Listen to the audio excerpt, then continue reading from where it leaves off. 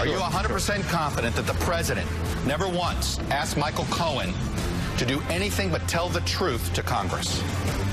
100% certain of that. Categorically, I can tell you, his counsel to Michael Cohen throughout that entire period was tell the truth. As far as I know, President Trump did not have discussions with him, certainly had no discussions with him in which he told him or counseled him to lie. If he had any discussions with him, they'd be about the version of the events that Michael Cohen gave then, which they all believe was true. I still believe he may have been telling the truth when he testified before Congress. But in any event, his lawyers thought that, our lawyers thought that, and the president thought that at the time. Can you share? Now I don't know what to believe about him. You just acknowledged that it's possible that President Trump talked to Michael Cohen about his testimony. Which would be perfectly normal, which the president believed was true. So it's possible that that happened, that President Trump talked to Michael Cohen. I don't know if it happened or didn't happen, and it might be attorney-client privileged if it happened, where I can't acknowledge it. But I have no knowledge that he spoke to him. That was really interesting. Hello, everyone. I'm Candace Gibson at MSNBC headquarters in New York City. There were a number of really interesting revelations today from the president's lawyer. Rudy Giuliani went on a Sunday media blitz to take sort of a victory lap.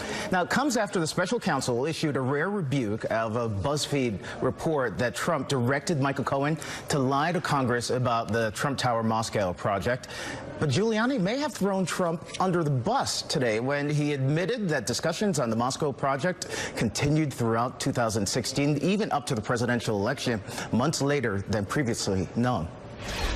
Can't be sure the exact dates, but the president can remember having conversations with him about it. Throughout 2016? The president also remembered.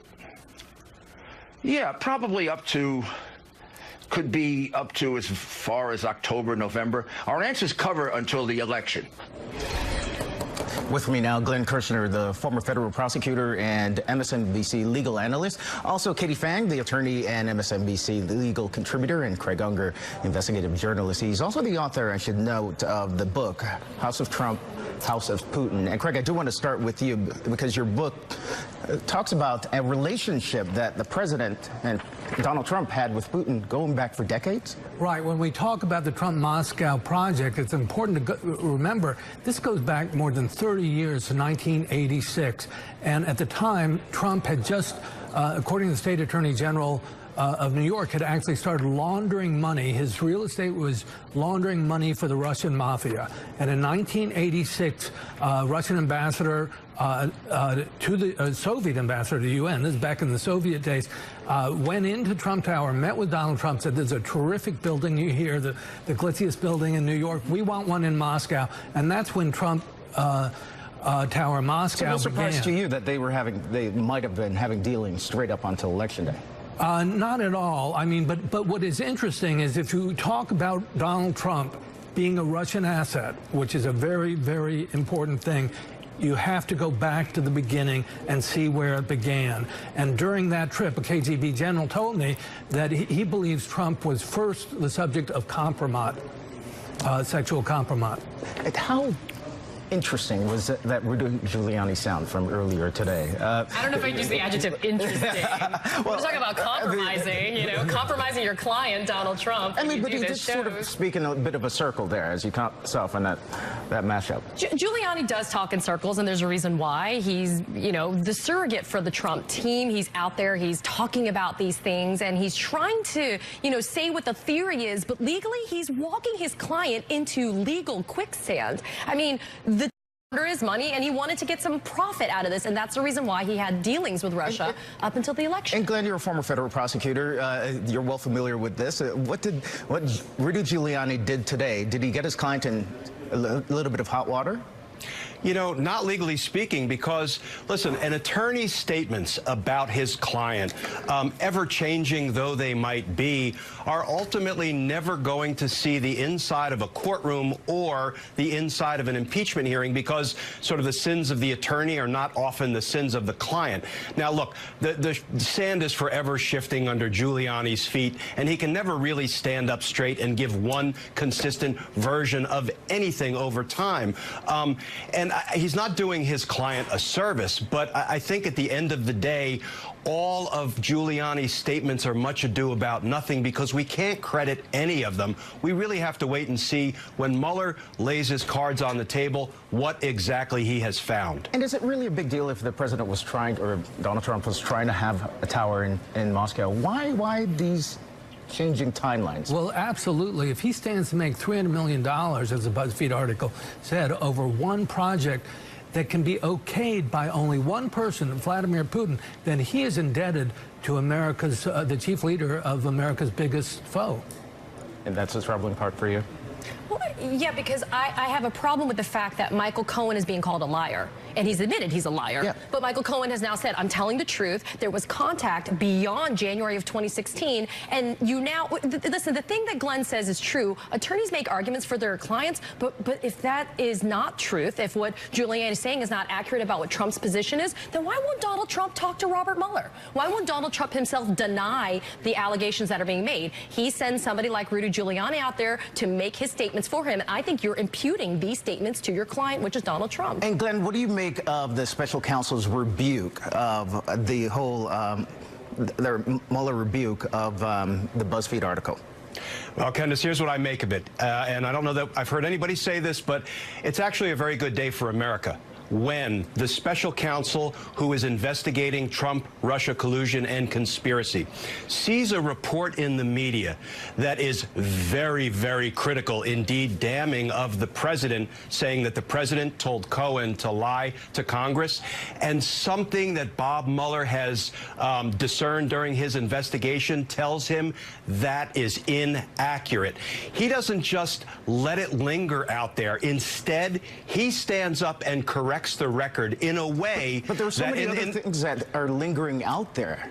Yeah, but here's why I think this one gets special attention by Mueller. Here's why I think he kind of played it the way he did. It got so much traction politically when we saw this blockbuster reporting by BuzzFeed that people started talking a little bit more enthusiastically about impeachment. Let's assume that this became Article 1 of the Articles of Impeachment, and then it was later determined that it was inaccurate, it was wrong, it was misleading. Wouldn't that impact what everybody else thought about an impeachment investigation moving forward? I think Bob Mueller did the right thing. I think it continues to show that he is a guilty person's worst enemy and an innocent person's best friend. Interesting take right there. Thanks to Glenn Kirshner and my panel, Craig Unger and Katie Fang, are going to stay with us. But still ahead, Democrats are calling the president's latest offer for his border wall a non-starter. So what now? The latest on the government shutdown. But first, Saturday Night Live's takes a shot at the negotiations, or lack thereof. $1 billion, and you say Nancy's my mommy. It's not $5 billion, and I need $5 billion because that's the first random number I said. No deal. What the president proposed yesterday, increasing border security, looking at TPS, looking at the Dreamers, I'll use that as a starting point, but you've got to start by opening the government. It was disappointing to see Speaker Pelosi reject the offer before the president gave his speech. I mean, look, the president is offering a solution. And what we have from Democrat leadership so far is just sound bites. What we're trying to get the president to understand is we'll sit down and work this out. But, you know, we all are adults, and you can't treat Democrats like something else. Just seem like they're talking past each other, doesn't it? Day 30 of the partial government shutdown, with Democratic leaders rejecting President Trump's new border proposal. Despite that, the Senate Majority Leader Mitch McConnell says he plans to introduce the president's plan this week. And some 800,000 furloughed federal workers are facing their second missed paycheck coming up on Friday. NBC's Jeff Bennett is at the White House, and Mike Vaccaro is on Capitol Hill. And Mike, the president targeting Nancy Pelosi today in his morning tweets. Yeah, that's right. He's working his fingers to the bone on the Twitter machine this morning, really going after Nancy Pelosi. Of course, a longtime Republican foil, and President Trump, obviously now his main adversary, as this shutdown is obviously in record territory, now stretching into its 30th day. Just a sampling now of the 3 consecutive tweets that the president directed at Nancy Pelosi. He calls Nancy Pelosi and the Dems. They don't see crime and drugs at the border. They only see 2020. And another one, he says Nancy Pelosi has behaved so irrationally. She's gone so far left. She's now become a radical Democrat. And finally, Nancy, he says, I'm still thinking about the State of the Union, and then concludes, I'll get back to you soon. Remember, of course, Nancy Pelosi almost disinvited him. It's a little unclear. It's up to the Speaker to invite the president to address a joint session of Congress. The date was set for January 29th, although Pelosi spokesman Drew Hamill says today in response to the president that there was no written agreement of any sort. So actually, that's kind of up in the air. Yet another unusual circumstance of where we are today in this shutdown now threatening to stretch into February. Mitch McConnell hitting send on an email, a statement to the world yesterday as soon as the president finished his remarks from the diplomatic room, says he'll take up the president's package on the Senate floor this week. That in itself is news. The Senate wasn't even supposed to be in session this coming week. Unclear, probably improbable that McConnell's going to be getting very far. He's going to need that 60-vote threshold, that filibuster-proof threshold, to even begin debate on it. It's unlikely he's going to get it. Meanwhile, Nancy Pelosi, House Democrats, they control things over on that side of the Capitol. She vows once again to send the Senate spending bills that would reopen the government. And of course, it need not be said that before Christmas, the Senate unanimously passed a bill that would do just that until February 8th, until all of this stuff about the wall got worked out. So you're absolutely right, Kendrick. There's a lot of movement. The problem is that people are still moving in different directions, Kendrick. Yeah, we're almost making it to February 8th itself. Turning now to Jeff at the White House, where the president was tweeting on a variety of topics, as Mike alluded to. And this was the epitome. We expected a storm this weekend, but this was a different sort of storm. Yeah, look, we're getting a window into what's on the president's mind today. Today, by the way, marks the halfway point of Trump's first term. It's the second anniversary of his inauguration. But as you mentioned, yeah, he's all over the place in these tweets. He's talking about North Korea, the economy. He talks about the winter weather. He says, be careful, try staying in your house. He's needling Nancy Pelosi, as you and Vic just talked about. And then, Candace, he hit us with this one. He says, wow, just heard that my poll numbers with Hispanics has gone up 19% to 50%.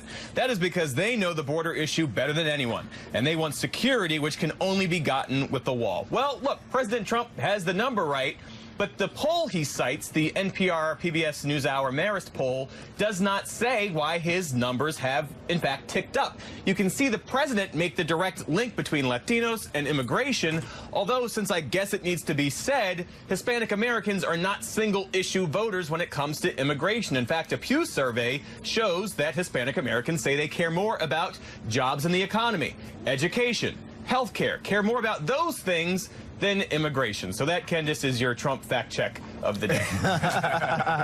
But it was also kind of tough to lump all Hispanic Americans in together because they're so fragmented into different... No group is a monolith. Absolutely. NBC's Jeff Bennett there and Mike Vicari. You get the sense, though, that Nancy Pelosi has now made it to a different end now with just Nancy being used, like Beyonce. All right, gentlemen, thank you.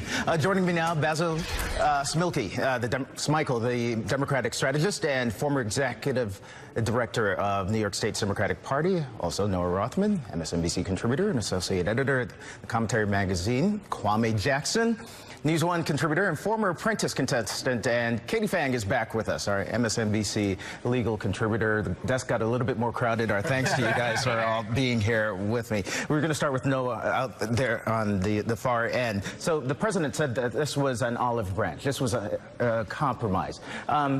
But they didn't negotiate with anybody else for this compromise. No, they're negotiating with Republicans, which is sort of appropriate because it was a Republican-inspired event, this shutdown. I kind of think this was a savvy move on the part of the president, not just because he's demonstrating a willingness to back down from his original position, which will play with the public, but it exposed what a farce this entire thing is. The president's supporters who now are in opposition to this, say it's an amnesty, are acknowledging that the wall is not on the table, that this $5 billion is not the wall. It's not the wall we wanted. It's not the one we're getting, and what the president is asking for isn't what we want.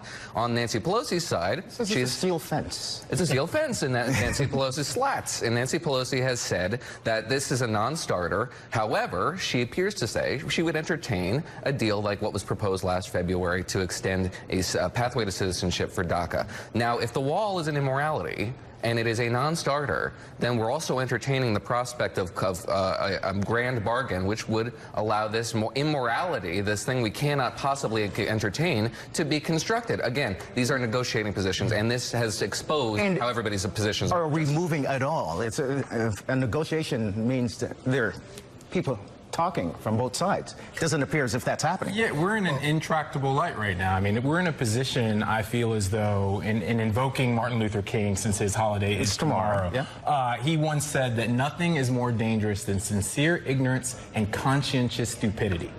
And that's what we're facing right now. We're facing a president that knows that it is an ignorant statement to think that we're going to protect the border from drugs and illegal immigrants when we're not focused on ports of entry. It's conscientious stupidity to think that what we're trying to construct through this spending of $7.7 billion is going to be effective.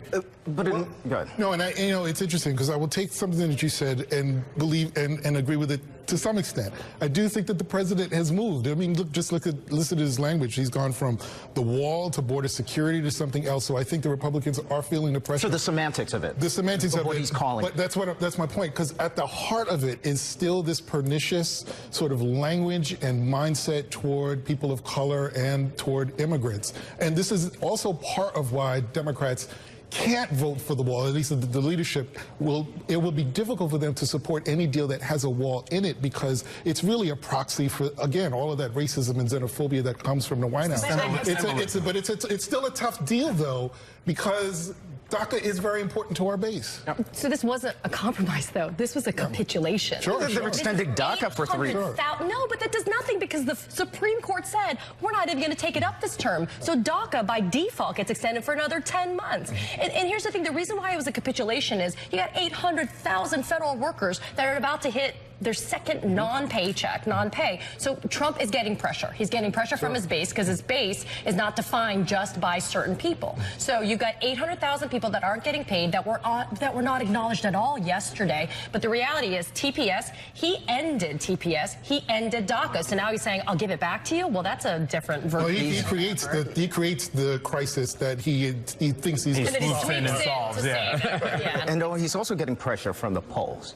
His approval rating has dropped from 42% to 39% from December to January. That same poll was the one that said Hispanics support him by 50% right now, and 57% of people blame the president for this shutdown still. Yeah, it demonstrates a fair lack of competence in government, and I think that probably plays very poorly with the public.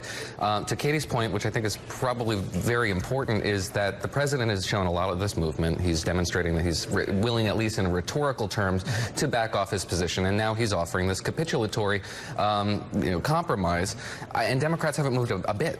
They have been stolid and 100% united in opposition to this shutdown. Why would they move now? They're going to just wait for Donald Trump to eventually give in his entire position and give up on the wall. But they run the risk of being seen as stubborn, no? They do, and I think that the president is waiting for that to happen, and it could happen, but I think the Democrats are playing a more savvy game, waiting for the public to say we're no longer going to take this shutdown. And we're forgetting kind of the intransigence and the power of the two mouthpieces of his base, so Rush Limbaugh and Coulter, who were kind of infuriated. And Coulter hated this. Yeah, it was like nails on the chalkboard, amnesty, right? Yes, and Coulter came out pretty quickly after the president's speech and said this is... So he's being pulled, by both directions, trying to find a middle ground with his base. Democrats do risk being seen as intransigent if they don't come towards the president's position a little bit. But again, the shutdown is weighing far more heavily on the president, as it should.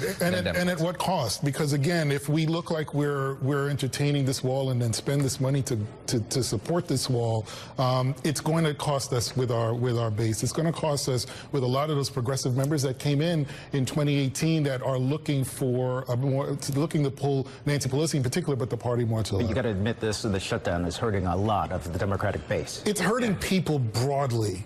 And let's just be clear about that. It's hurting people broadly. It's hurting our economy. It's hurting 800,000 or more Americans. But I do think that what we like to see is the fact that Nancy Pelosi and Chuck Schumer are standing firm. Yeah. Nobody wins. Compromise is the lubrication of democracy. We all know that. So let's lubricate the machine. story. All right. I will leave that alone. My mind goes into different places. It'll just leave that as is. No, not at all.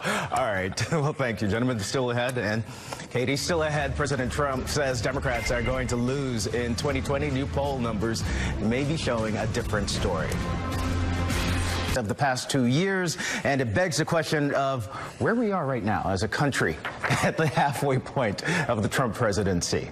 My panel is back with me, I stopped at Permit Patty and Barbecue Becky because there were so many. Oh, yeah. Do you think, what is it? Is it what has happened since 2 years ago today? Is it that we have more cell phones that are shooting these incidents, or are these incidents on the rise? I think that what we are seeing is what we knew to be true when Trump was campaigning before he became president. When he comes out of the gate talking about Mexicans being rapists and murderers and playing to the bottom of American sensibilities and playing to race and racism, this is what was going to happen. It is not that there are more people with cameras. It's that more white people feel emboldened to show their racism because they have a friend in the White House. No one has come out against what they saw yesterday on the Lincoln Memorial, on the steps of the Lincoln Memorial. You haven't heard from Mitch McConnell. These are kids from his state. You haven't heard from the president condemning what he saw, and this is not, what my Make America Great Again means as they're chanting build a wall. No, are people more emboldened? Yeah, I think so. I think I agree with mostly with that. Yeah, there's absolutely a reciprocal effect. During the campaign, and particularly in the president's first year in office, I think he made race relations worse when he was agonizing over how forcefully to condemn white nationalist marchers, for example. And the reciprocal effect isn't just on the part of his supporters, but it is on the part of his opponents as well. You see Democrats now in Congress contending with anti-Semitism within their ranks. And I think that has come out because people are feeling less like they have to repress these sentiments if the president isn't, if these people in positions of authority and elites are not. Why do we have to play by different set of rules? Let me, if I can just go ahead. I know you had a question. No. On that, I mean, we have a mashup of some of the president's greatest hits from the last 3 years that I want to play for you really quickly and get you to weigh in. When Mexico sends its people, they're not sending their best. They're bringing drugs, they're bringing crime, they're rapists. I didn't even know he endorsed me. David Duke endorsed me? Okay, all right. I disavow, okay? I have had horrible rulings. I've been treated very unfairly by this judge. Now, this judge is of Mexican heritage. They call her Pocahontas. You know what I am? I'm a nationalist, okay? I'm a nationalist.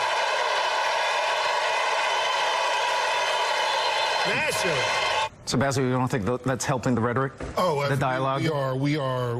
It's not that he's made it worse. We're actually going backwards in time, I feel. And one of the things that you said, I know has been said a lot, but I feel uncomfortable with it, which is that there's a rise of anti-Semitism on the left. I don't think that that's true. I think there's a rise of anti-Semitism and a rise of racism and xenophobia, in part because of what was said earlier, which is that this president has given rise to that climate and has allowed people to sort of engage that climate. And there has been little consequence for even people like Representative King. Why did it take the Democrats to have to be in power to actually have Republican leaders or leadership in either house condemn the words that he's using? I don't want to put it in terms of Democrat and Republican, left or right. It has increased substantially during his time as president. And we do have the FBI data that shows, hate crimes are on the rise. Are on the rise, up 17% from 2016. Yeah, I don't think we disagree at all, actually. Essentially, we're on the same page in that these actions, these irresponsible actions, have reciprocal effects across the board. I think and to their credit, Democrats are confronting this forcefully, as are Republicans, but it took quite a long time to get there. Donald Trump took the training wheels off of racism. Okay, think about that. It's always been around. Nobody's going to ignore the fact that racism has always been around. Other than emboldening people, there's no guardrails anymore. And if the person who's sitting in the highest office of the land is saying that certain things are okay, it creates a standard, which is now super low for people's behavior on all sides. Do you remember that Gillum soundbite during the debate? about the racists who believe that you're racist. Right. Do you feel as if that sentiment is the same for the president? I think that I have never felt in my time this level of polarization of the country and race relations in and of themselves. The polls are showing 60% in a Quinnipiac poll at the end of November 2018, 60% of Americans disapprove of how Trump is handling race relations. All right, let's do the grade, because we're at the 2-year mark, 2 years left in for the first term in the Trump presidency. What do you give him race relations as a grade? Let's start with you, Noah. Yeah, I'm going to say D, only because I had an F, and then I changed it with one mitigating factor, which is that his Justice Department has taken up a lawsuit on behalf of Asian Americans who are discriminated against on the basis of grading, and that is a step towards universal equality.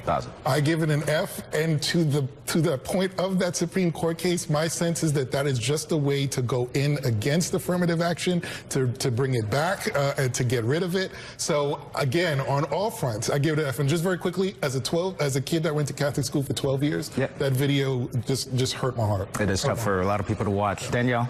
Is there something less than an F? Is there an F? Is there just like 0 to the floor? This president on racism, if he spells it and it's in a spelling bee, maybe he can get something higher than an F minus. But yeah, that's where I'll leave it. Katie? F. Really? Oh, yeah. Even when... It's horrible. I mean, yeah, an F. It's just like, there's no words. All right, so maybe it's an F when you're judging on the curve for you. Great. Let's elevate it then.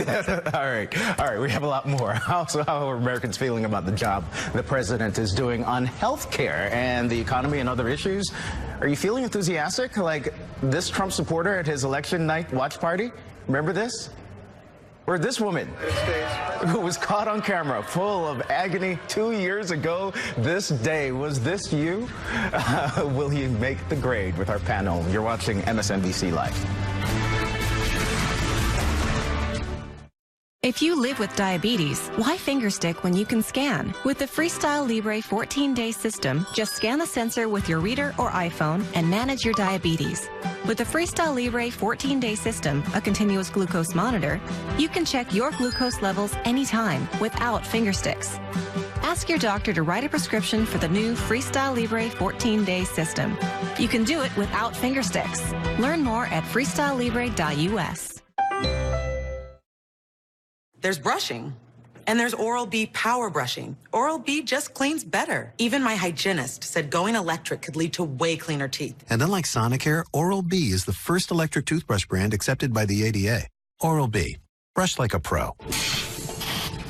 People tell me all the time I have the craziest job, the riskiest job. The consequences underwater can escalate quickly.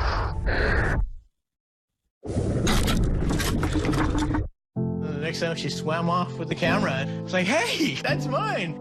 I want to keep doing what I love. That's the retirement plan. My annuity, I know there's a guarantee. Annuities can provide protected income for life. Learn more at retireyourrisk.org. Sometimes, bipolar 1 disorder can really get you going. But mania, such as unusual changes in your mood, activity, or energy levels, can leave you on shaky ground.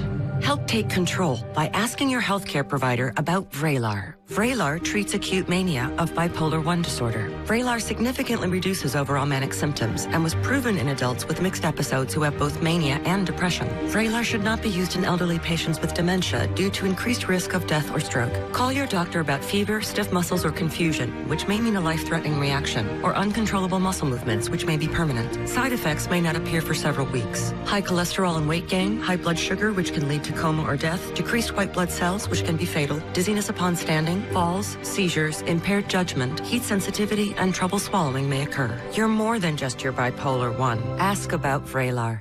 At Wayfair.com, we think that when the big stuff ships free, it's just better. Cover better, crunch better, rock better, roll better, whoa better, dream better, clean better. Yeah, better! Oh, Wayfair has free shipping. Game changer. Fast better, free better, everything's better when it's free shipping on orders over $49. Shop better at Wayfair.com. Wayfair, you've got just what I need. I'm really into this car, but how do I know if I'm getting a good deal? I tell TrueCar my zip and which car I want, and TrueCar shows the range of prices people in my area actually paid for the same car, so I know if I'm getting a great price. This is how car buying was always meant to be. This is TrueCar. Could switching to Geico really save you 15% or more on car insurance? Did the little piggy cry wee, wee, wee all the way home?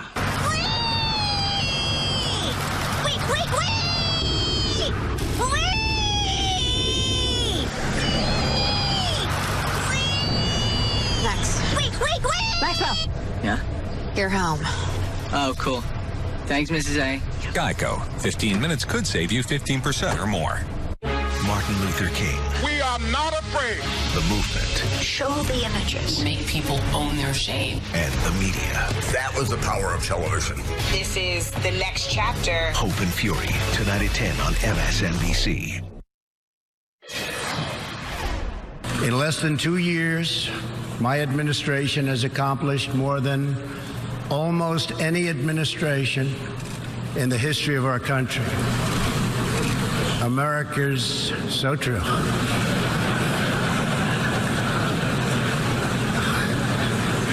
Didn't expect that reaction, but that's okay. So the laughter at the United Nations General Assembly back in September when the president touted his achievements. If there's snickering on the world stage, how is he being perceived here at home? According to the latest PBS NPR Marist poll, 53% of Americans disapprove of the president's job approval and performance. My panel is back as we continue to look at our president and his report card. So let's start with the economy because the president was tweeting a little bit about the economy earlier today, basically saying that the stock market is rebounding, jobs are down, GDP is doing okay. I mean, all sounds good. Yeah, except that he's not responsible for much of it. This was We're 2 years into it now. Yeah, but still, is it not the Trump economy? No, not really. I'm not buying it. I think number one, I think he's actually building a lot off of a lot of what Barack Obama has done. Presidents don't, in and of themselves, create jobs in the way sometimes they like to say that they do. Having said that, when you think about things like the SALT tax and other parts of the sort of tax bill that actually hurt places like New York, I actually think he's done some damage. Not nearly as much as he's done on race relations, for example. But I can't say that he can take credit for everything that he does. Katie, trouble ahead for the economy? Yeah, I'm worried about this no longer NAFTA thing that's going on. I'm worried about tariffs. I'm worrying about, you know, steel mills being shut down, automotive plants being shut down. You know, this poll, I mean, do 800,000 Americans think that he's doing a great job with the economy? I don't think so. But I do think that he has been in this office for 2 years. I agree with Basil that he has taken over the reins of a growing trend. Wages, you know, up, jobs up, unemployment down. So I think that he does get credit, though, for what has continued to, I mean, he didn't tank it, so he does get some credit for that. That's the bar right there. Right there. But you think it's the Obama economy that we're in right now still? Me? Do you? No, we're 2 years into the Trump administration. Okay, all right. But we really agree on a lot. We just have very different takes. The president has done a good job insofar as he did what a president should do, which is take a very hands-off approach to the economy. Get out of the way. And the deregulatory agenda has gotten out of the way of a lot of investment, capital investment, and things are moving in the right direction. The exception being his unnecessary and harmful trade war with allies and adversaries alike, which is inserting more uncertainty in the economy. Otherwise, he does get high marks. All right, let's get the grades really quickly. On the economy, starting with you, Danielle, what do you give him on the economy? D. I give him a D. I give him a D because, to Katie's point, you know, he didn't completely torpedo it. So, you know, I guess that's not a pure failure on its face. So I don't want to be too harsh, and I want my Fs to really count. Right, exactly. I feel the same way. I gave him a D. I agree, as you know, with Noah on a lot of the points. We do.